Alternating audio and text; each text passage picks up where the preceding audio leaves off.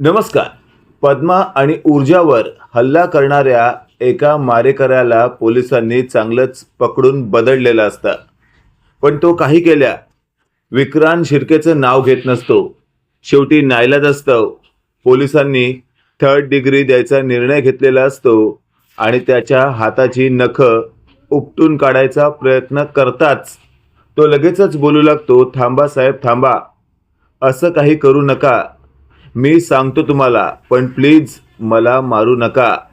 आणि अशातच आता इन्स्पेक्टर साहेबांनी त्याला सणसणीत अशी कानाखाली दिलेली असते की एवढा वेळ आमचा फुकट दवडलास काय? बोल लवकर, कुणी करायला सांगितलं सगळं हे तुला? त्यावर तो बोलू लागतो, साहेब विक्रांत शिर्के साहेबांनी. हे वाक्य ऐकल्यावर आता इन्स्पेक्टर म्हणत असतात, कुणी कुणी? त्यावर तो म्हणत असतो, विक्रांत शिर्के साहेबांनी. इन्स्पेक्टर म्हणत असतात, एक गोष्ट लक्षात ठेव, तू त्याला साहेब म्हणतोयस. आणि अशातच आता तो बोलू लागतो, विक्रांत विक्रांत शिर्केने. त्यावर पोलीस म्हणत असतात, थांब. आणि इन्स्पेक्टर साहेबांनी मानेला म्हटलेलं असतं, माने तुमच्याकडं तो फोटो असतो ना, तो काढून दाखवा याला. मानेने फोटो काढून दाखवलेला असतो, तो विक्रांत शिर्केचा असतो. आता त्या मारेकराने तो फोटो पाहिलेला असतो आणि तो लगेच बोलू लागतो, हो साहेब हो, हाच तो माणूस आहे ज्याने मला या ऊर्जा आणि पद्मावर हल्ला करण्यासाठी भाग पाडलं होतं. आणि अशातच इन्स्पेक्टर म्हणत असतात, आता काही केल्या विक्रांत शिर्के वाचत नाही. त्यावर तो मारेकरी म्हणत असतो, साहेब प्लीज आता मला तुम्ही मारून टाका, कारण हा व्यक्ती खूपच डेंजर आहे. याला जर उद्या कळलं ना की मी नाव सांगितलंय तर हा मला जीवानिशी मारेल. त्यावर इन्स्पेक्टर म्हणत असतात, काळजी करू नकोस तू. आणि अशातच आता ऊर्जा आणि पद्मा तिथेच असतात.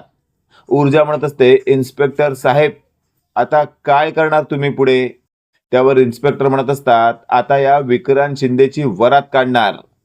त्यावर आता ऊर्जा म्हणत असते, पण त्याआधी मला माझं एक महत्त्वाचं काम करायचं आहे, त्यासाठी मला आता जावं लागेल.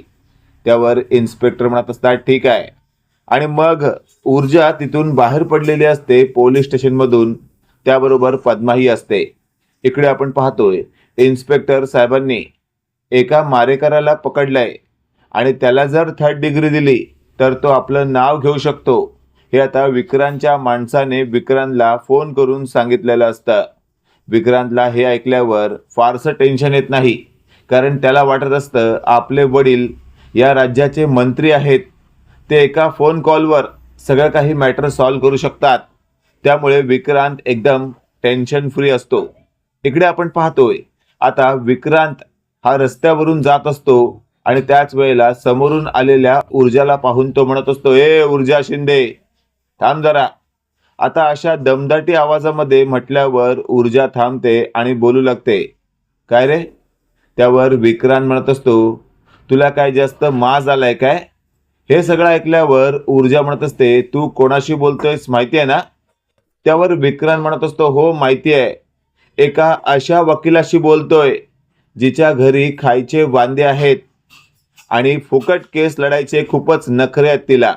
हे ऐकल्यावर ऊर्जा म्हणत असते, माझ्या घरी खायचे वांदे आहेत त्याच्याशी तुझं काय घेणं देणं?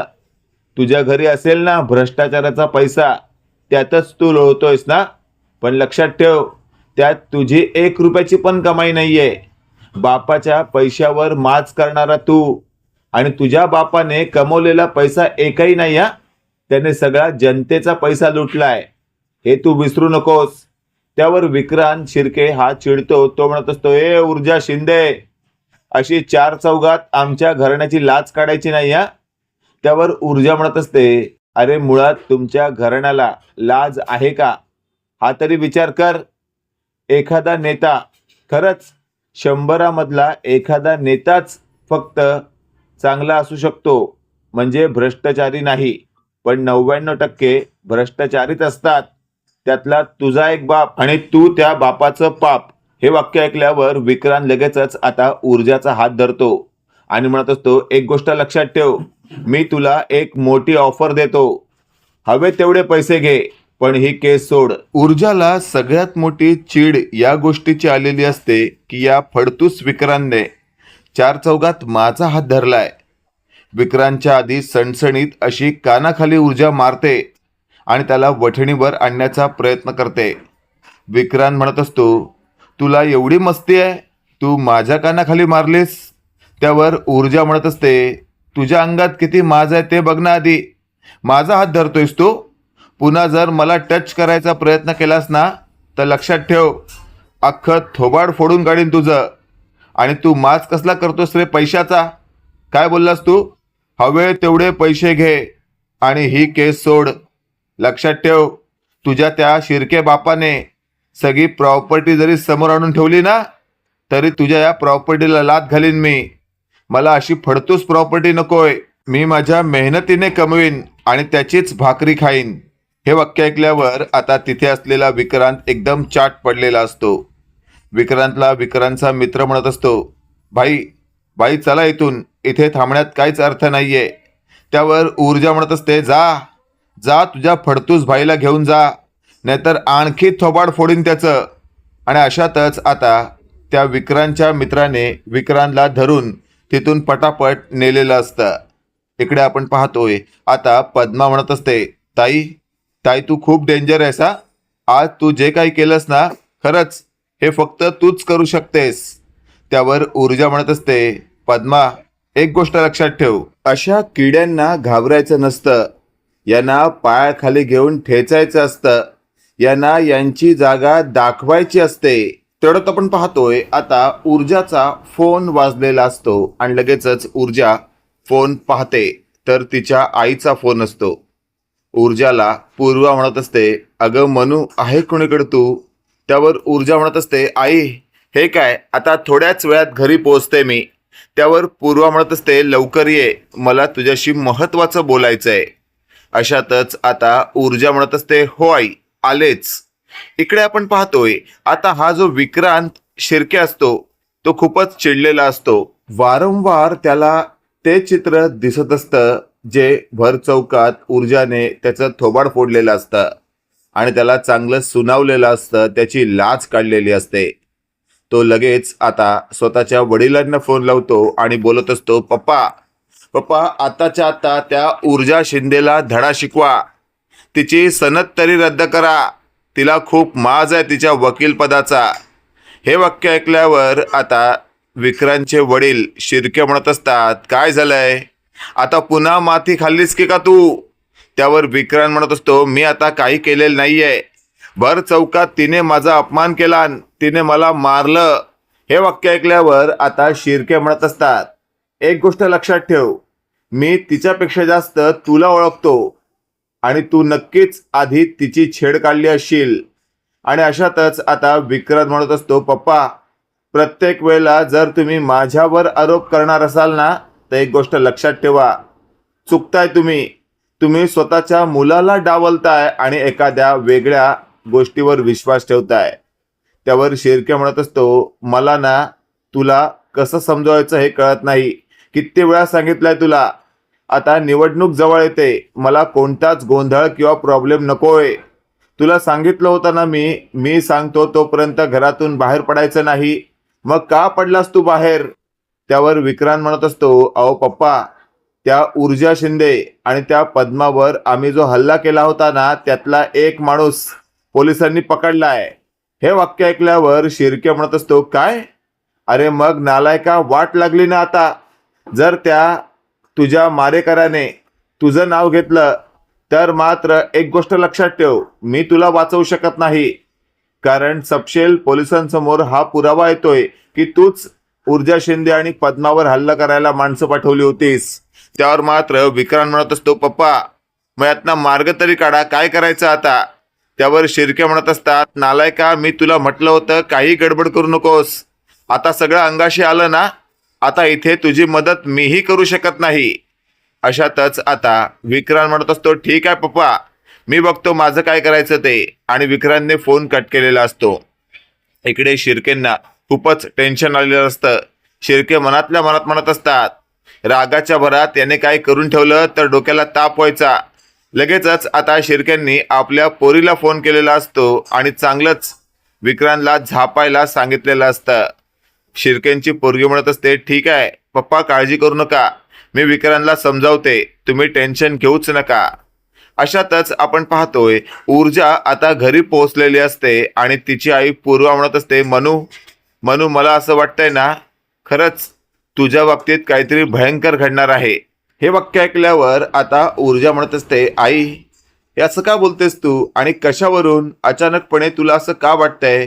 त्यावर ऊर्जाला आता पूर्वाने मोबाईलमधील तो व्हिडिओ दाखवलेला असतो जो सोशल मीडियावर व्हायरल झालेला असतो, ज्यात स्पष्टपणे असं दिसत असतं की ऊर्जा या विक्रांत शिर्केचं भर चौकात थोबाड फोडत आहे आणि तो तिला धमकी देत आहे. त्यावर मात्र आता ऊर्जा म्हणत असते, आई ह्या व्हिडिओ नंतर तुला असं वाटतंय की कोणीतरी माझ्यावर हल्ला करेल. नको काळजी करूस तू, आता या विक्रांत शिंदेची चांगलीच पळापळ होणार आहे, कारण याने जो मारेकरी माझ्यावर आणि पद्मावर हल्ला करण्यासाठी पाठवला होता ना, त्याला पोलिसांनी जेरबंद केलंय आणि त्याने विक्रांत शिर्केचं नाव सुद्धा घेतलंय. त्यामुळे लवकरच आता विक्रांत शिंदेलाही अटक होणार. हे वाक्य ऐकल्यावर मात्र आता पूर्वा म्हणत असते, तरीही तू स्वतःची काळजी घे. आणि अशातच आपण पाहतोय इन्स्पेक्टर साहेबांचा फोन ऊर्जाला आलेला असतो. ऊर्जा फोन रिसीव करते आणि लगेचच बोलते, बोला सर. त्यावर इन्स्पेक्टर साहेब म्हणत असतात, यम्मा माया यम्मा, विक्रांत शिर्केला अटक करण्यासाठी मी माझी एक टीम पाठवली आहे. हे वाक्य ऐकल्यावर ऊर्जा लगेचच चालू फोनवर स्वतःच्या आईला म्हणत असते, बघ आई, सरांनी आता लगेचच विक्रांत शिर्केला पकडण्यासाठी एक टीम पाठवली आहे सुद्धा. हे वाक्य ऐकल्यावर आता पूर्वाला बरं वाटतं. इकडे इन्स्पेक्टर साहेब म्हणत असतात, ऊर्जा मॅडम काळजी करू नका, सांगा तुमच्या आईंना. हे वाक्य ऐकल्यावर आता पूर्वालाही खूप बरं वाटतं. इकडे आपण पाहतोय आता शिर्केच्या बंगल्यावर गेलेल्या पोलिसांना शिर्केची माणसं दमदाटी करत असतात. त्यावर इन्स्पेक्टर साहेब म्हणत असतात, एक गोष्ट लक्षात ठेवा, कायदेशीर कामामध्ये अडचणी आणल्यात ना तर तुमच्या अडचणी वाढतील.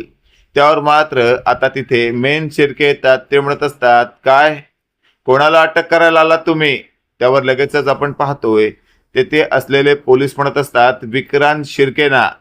त्यावर मात्र आता मेन शिर्के म्हणत असतो, विक्रांत शिर्के तर इथे नाहीये, तो 4 दिवसापासून अमरावतीमध्ये आहे.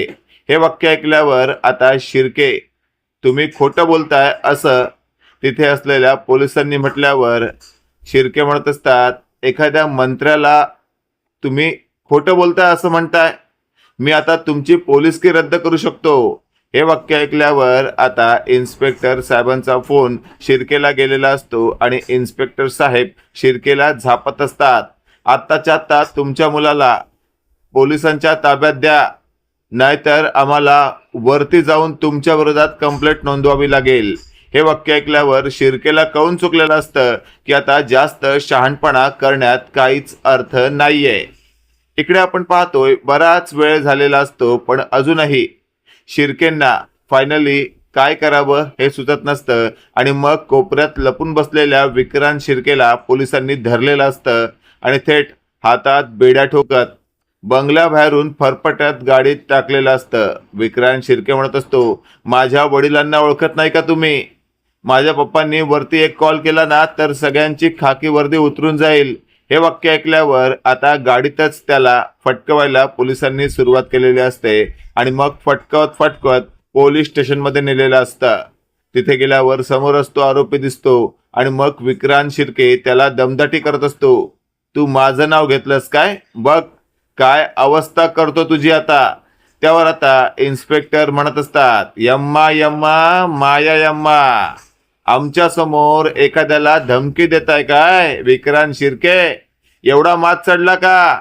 आणि अशातच आता विक्रांत शिर्के म्हणत असतो, हो इन्स्पेक्टर, एक गोष्ट लक्षात ठेवा, तुम्हाला काय करायचे ते करा, पण मी फार काळ या तुमच्या काळ कोठरीमध्ये राहणार नाही.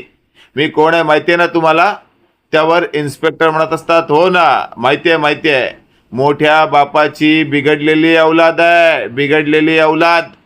तुमचं स्वतःचं असं कर्म काहीच नाहीये, फक्त नाव मोठ्या बापाचं, तिथे तुमचं खोटं सिक्क चालतं.